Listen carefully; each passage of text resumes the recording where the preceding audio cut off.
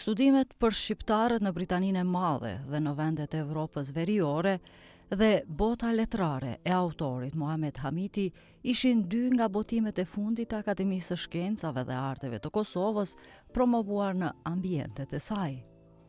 Vëllimi, studimet për shqiptarët në Britaninë e Madhe dhe në Evropën Veriore sjell 40 ndihmesa për fusha të ndryshme studimi lidhur me tematikën tonë. Në 518 faqet e tij gjejmë referime, analiza, shqyrtime, diskutime për aspekte të ndryshme të interesimeve për botën shqiptare të autorëve britanik dhe të Evropës Veriore.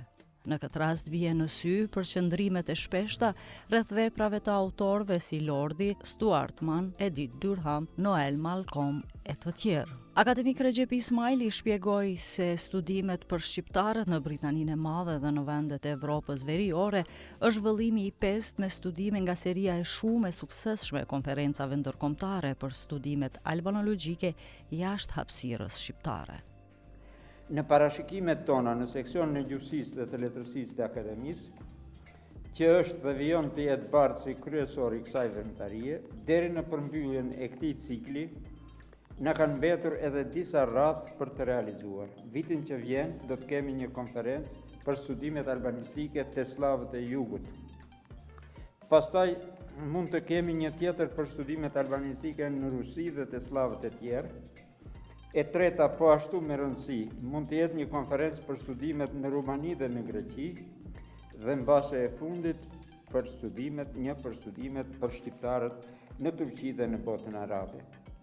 Në këtë mënyrë do të përmbyllej cikli. Bartës kryesori të gjitha këtyre konferencave ka qenë dhe do të jetë seksioni i gjuhësisë dhe i letërsisë i Akademisë së Shkencave dhe të Arteve të Kosovës. Interesimet dhe studimet e para për Shqipen, për përshkrimin e saj, kategorizimin dhe normëzimin, hiq ndonjë përjashtim si fjalori i Frank Bardit, u përkasin autorëve të huaj. Epoka e mesjetës përfshir kalimin nga Renesansa në Barok, është e lidhur ngushtë me konceptimet preskriptive në gjuhë, ndjekjen e modeleve të latinishtes në gjuhë të ndryshme dhe tentimin për normëzimin e atyre gjuhë. Ishte koha kur përshfaqej interesimi për gjuhë të veçanta, jo vetëm për latinishten e prestigjit. Ky trend i preskriptimit të gjuhëve të veçanta në epokën e mesjetës është i ndjekur përnjëherësh dhe me hartimin e fjalorëve e të gramatikave. Për Shqipen është dashur të pritej viti 1716 dhe një autor, sërish i huaj, italiani Francesco d'Alece, për të hartuar një gramatik. Ai më parë më 1702 ka hartuar dhe fjalorë. Do një përjashtim nga gjedha normative dhe përshkruese e gjuhës së re që do të shkruhej edhe mund të ketë. Në fund të shekullit 15 është fjalori von Harfit, jo për nevoja normëzimi dhe përshkrimit të shqipes, po për nevoja praktike.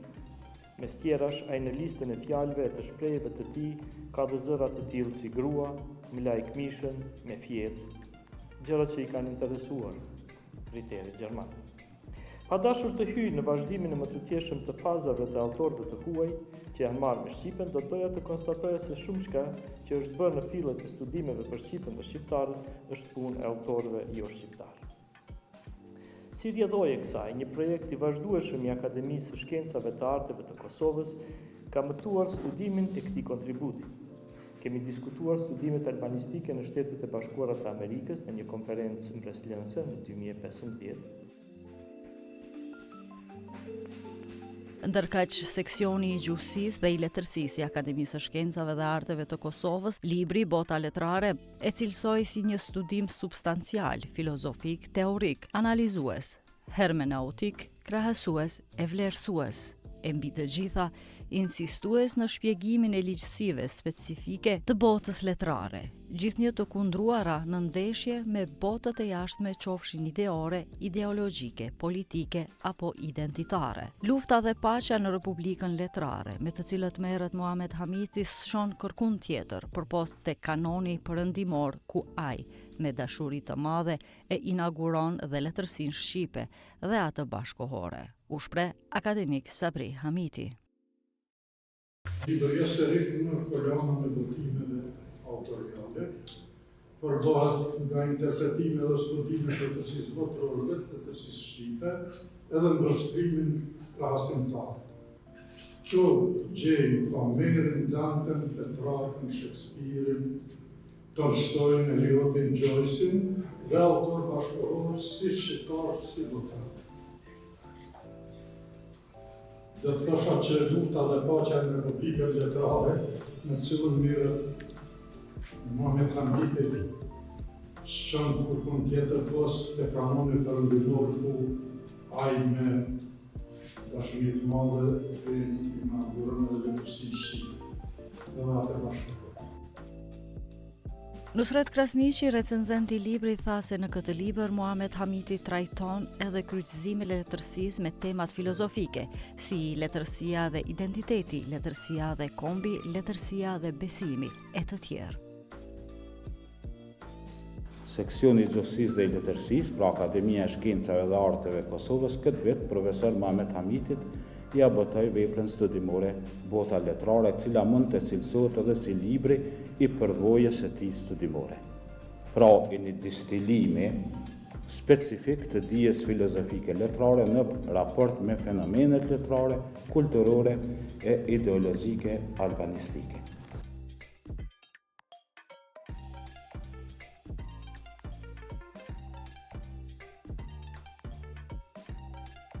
Libri Bota letrare brenda kopertinave të tij dëshmon një punë të gjatë dhe sistematike të autorit në fushën e letërsisë, me tekst të veçantë të asaj angleze dhe shqipe, i konceptuar ndërmjet 4 kapitujve, brenda të cilëve degëzohen lëndët studimore. Libri gjithashtu përfshin shkrime që roken me aspekte të veçanta të letërsisë së përbotshme, prej antikitetit në modernitet dhe bashkëkohësi. Muhamet Hamiti, autori i librit Bota letrare, tha se formimi i tij si lexues kritik dhe si studiues i letërsisë ka nisur nga studimet e gjuhësisë dhe të letërsisë, të botuara në Prishtinë. Ndonse ka bërë studime për letërsinë angleze dhe botërore, edhe 𝐫𝐿, profesor Hamiti e sheh veten nxënës të shkollës letrare të Prishtinës. Leximet e mia kritike të një pjesë të kësaj letërsie shqipe përmbledhen në këtë libër që rroket me letërsitë përgjithshme, angleze dhe shqipe, shpesh herë në ndërlidhni. Janë pjesë e botës time letrare. Ndonse kam bërë studime për letërsi angleze dhe botërore edhe 𝐫𝐿, unë shoh veten nxënës të shkollës letrare të Prishtinës. I kujtoj me kënaqësi fillimet e mia të studimeve pas universitare në Zagreb në vjeshtën e vitit 1987, kur gjatë një bashkëbisedimi njohës me ne studentët, profesorët donin të dinin për arsimimin ton paraprak, për njohjet tona të letërsisë dhe të studimeve letrare. Në përfundim të aktivitetit u potencua nevoja për riorganizim të studimeve letrare dhe të vetë letërsisë në një fushë të transformuar kulturore në kohën tonë, të zhvillimeve marramense teknologjike, sidomos të inteligjencës artificiale, por edhe të ndryshimeve të rendit ekonomik që e kanë bërë kapitalin kulturor të letërsisë më pak të vlefshëm në terma të tregut.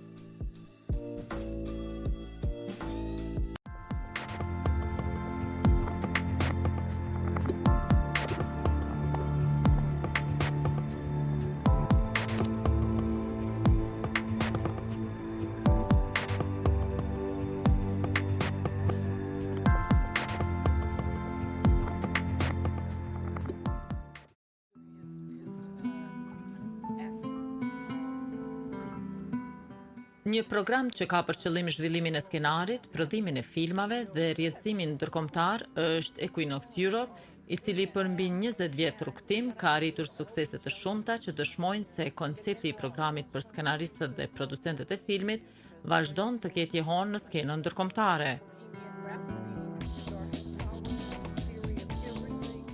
Drejtoresha e programit Equinox, Ellen Wynn-Wendell, njëherët bashkëthemeluese dhe producente, ka udhëhequr punëtori ndërkombëtare dhe masterklase në vende të ndryshme të botës. Equinox Europe ka zhvilluar bashkëpunime të shumta në shtete të ndryshme në mesin e tyre edhe me Kosovën. Takimet paraprake të menaxhmentit të Fakultetit të Arteve të Prishtinës në festivalet si Berlinale dhe Cannes u kurorzuan me një bashkëpunim që erdhi në kuadër të Universitetit Veror të Prishtinës, ku studentët nga vende të ndryshme kanë pas mundësi për të zhvilluar aftësitë e tyre në shkrimin e skenarit dhe produksionit të filmit, në udhëheqjen e disa prej ekspertëve më të mirë të kësaj fushë. Ellen Wynn-Wendell, drejtoresha e programit 𝐫𝐭𝐤𝐥𝐢𝐯, në intervistën për emisionin Art Tema, është shprehur e kënaqur për kontributin që ka dhënë në Kosovë. We're going through is trying to give them the skill set to understand what's necessary in a script, because what we're noticing is that there's wonderful ideas and that there's wonderful images and atmosphere, but that's not enough. And so what we're doing now with the students is concentrating on structure and story, plot, and character, and how those elements combine with one another. You know, the story should be driven by a character, but the plot puts pressure on the character to make decisions, bad decisions often, that escalates the story. And so it's also about, you have to have someone engaged in your story. It's not enough to just do a film. And so we want people to be responsible storytellers, and we want them to be successful not regionally or nationally, but also internationally. And I think that's what we've really been successful in doing, helping people get to the point. It's only a beginning. These are also students, but it's making them aware of what they need to be aware of. And the skill set's important to become competitive with the rest of Europe. So how was your experience here with the students, and how do you see them involving in this festival? Well, it's very exciting. It's very exciting because it's mostly women, mostly young women. And there's 3 men on the course, and it's mostly women. And I've learned that the university is 70% female students for the Film Academy. And I think that shows a very, very strong trend of young, strong, self-assured filmmakers and women who have stories to tell. And this is important. This is important, that they're the ones who are now, that the storytelling is shifting from male to female. It doesn't exclude the males, but it now includes the females. And I think this is very important. I think it's very exciting. 𝐫𝐭𝐤𝐥𝐢𝐯 u themelua në Berlin në shkurt të vitit 2001 për të mbështetur kinastët evropian në zhvillimin e skenarëve, duke I bërë ata më konkurrues edhe në arenën ndërkombëtare. Qëllimi I programit është për të mbështetur zhvillimin e skenarit, për të gjetur tregimin më bindës dhe për të rritur potencialin e prodhimit të skenarëve të ndryshme kulturore dhe gjuhësore për një audiencë ndërkombëtare. So now let's talk about the 𝐫𝐭𝐤𝐥𝐥, which is the most popular program in Europe for script writers and also producers. And can you tell us more about this program, which is very useful and very important for the artistic stage? About 20 years ago, 7 industry professionals in the film industry, we realized that writers are just handled very poorly. They're handled poorly. And writing is a very tough job. And it's one of the only jobs that's in isolation. And so 𝐫𝐭𝐤𝐥𝐥 was founded to sort of support and empower writers, because we believe, it's a very famous quote, but we believe until a writer writes the end, no one has a job. So we see writers as job creators, and that's important because it's an industry. People have to remember that. People choose a profession. That profession should be, you should try to have as much success with it as possible. And this year, so there's a lot of writer-directors in Europe.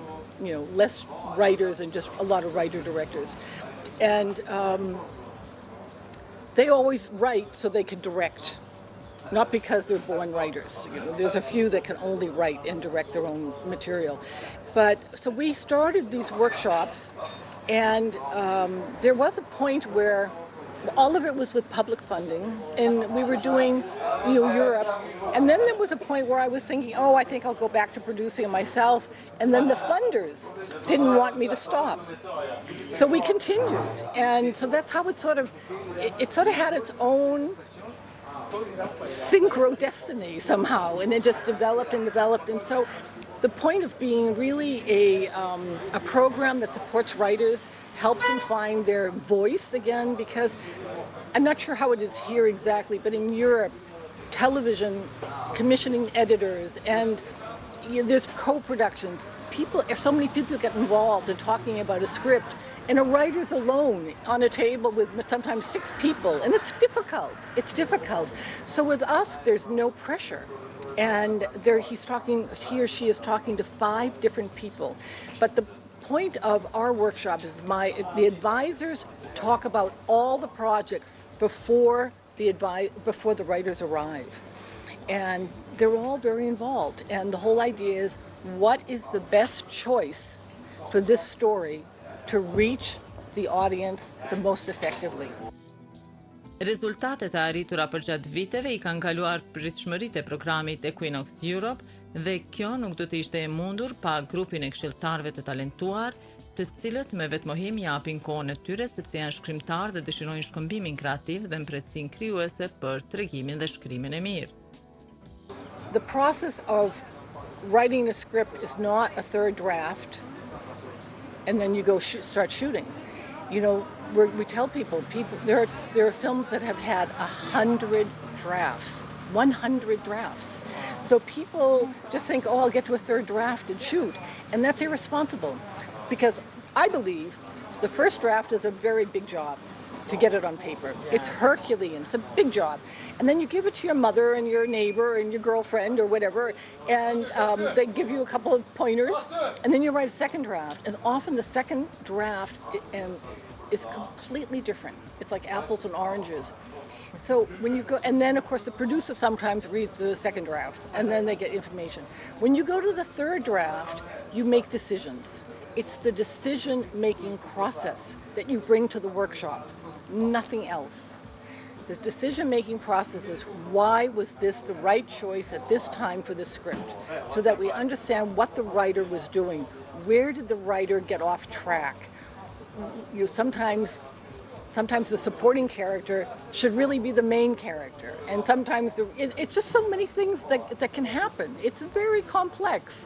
So it's a big job, and we find a lot of satisfaction in helping people do that. So you go through the workshop, and then they do a rewrite, which they send to us, and then has a rewrite consultation with an advisor. And then they do one more pass, one more draft, which is called a polish. And often that particular polish becomes the script that goes into financing. So we've been able to shorten the development process often with our program, because they have people from all over the world. 2 dekadat e rrugtimit të 𝐫𝐭𝐤𝐥𝐢𝐯 Europe, ndër të tjera, sollën edhe çmime të ndryshme. Mbi 260 projekte janë mbështetur nga ky program përmes punëtorive ndërkombëtare për skenaristët dhe producentët. Filmat e tyre kanë marrë pjesë në festivalet e filmit të botë dhe janë shpërblyer me shumë çmime.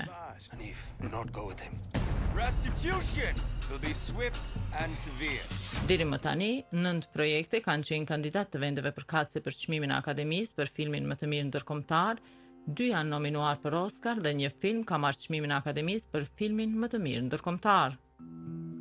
A lot of projects that 𝐫𝐭𝐤𝐥𝐢𝐯 has supported have been also awarded in many festivals. And are you satisfied with all the work that have done 𝐫𝐭𝐤𝐥𝐢𝐯 during the years?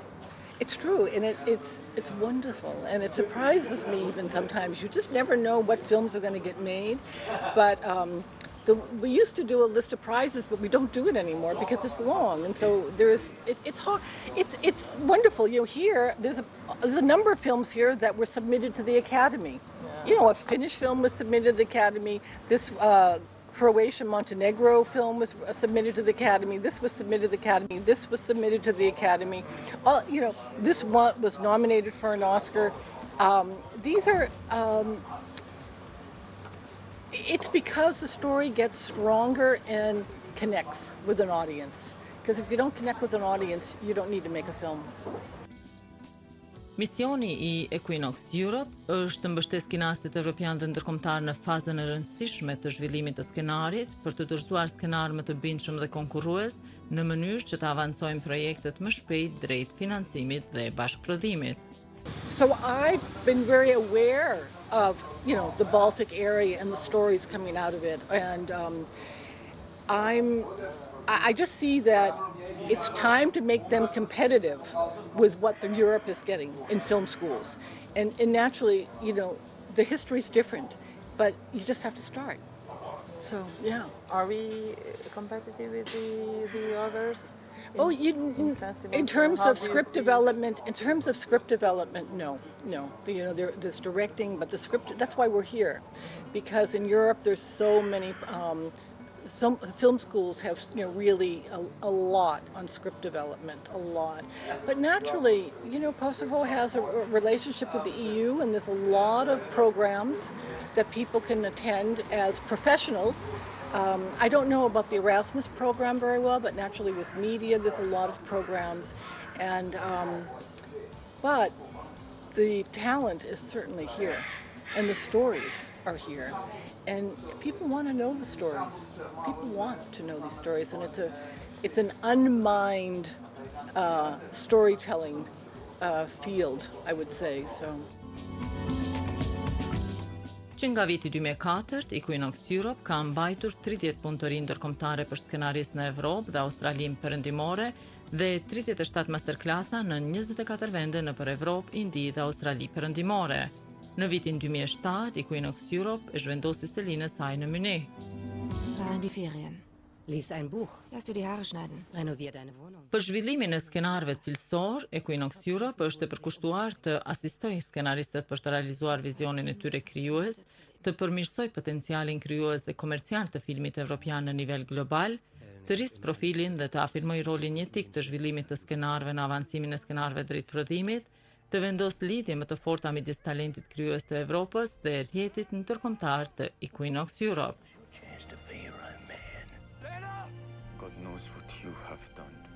You are here for the first time in Yes. Kosovo, in Pristina, Yeah. exactly. And how do you feel? I love it. I love it. I love it. Yeah, Claire and I were really very, very pleased to be here. And I'm, I've had a couple of Kosovoan filmmakers in our workshop, Dren Zirka and Ismet Sadrina. But it took, I have to give Ismet and Haziri a lot of credit, because it takes a lot of work to make something like this happen. And they made it happen, and we're delighted. And the people are friendly, and the students are interesting, They're serious, they're interesting, and so I feel very positive about all of it, yeah. And of course the culture is wonderful, and it's a little hot.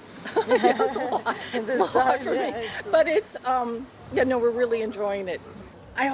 We'd love to come back, and I would love to build upon the students' skill set, that they feel more competent in what they're writing. Because, as I said, people write so they can direct, but you really need script editors, and you need people to really be honest, what's working, what's not working, and not to have a threatening environment. And that's what the workshops are about. And also to learn how to take notes and to give notes. Take notes when I mean people are giving you notes on your project. Sometimes people get really, and other times you have to just know if someone's not understanding something, it's the writer who needs to fix that. So. Yeah, I'd love to come back. Yeah. So thank you very much for the time you share with our audience, and also it was a pleasure for me to make an interview, kind interview with you. Thank you very much. It was my pleasure, and thank you for being such a lovely, lovely culture and so welcoming. With pleasure. Thank you. Thanks a lot.